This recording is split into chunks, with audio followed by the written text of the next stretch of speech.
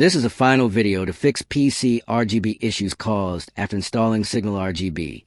Are you seeing your RGB lights acting weird or not lighting up at all after installing SignalRGB? This usually happens because SignalRGB sometimes conflicts with your motherboard software or other RGB control programs, which stops your lights from working correctly. Many solutions on YouTube or social media are long, confusing, and require multiple steps that can easily break your setup.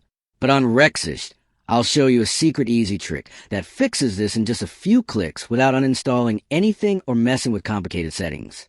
You just need to disable conflicting software and reset the RGB controller through SignalRGB in the correct order, and your lights will start working perfectly again. If you want a full step-by-step tutorial showing exactly what to click and in what order, comment below, and I'll make it for you.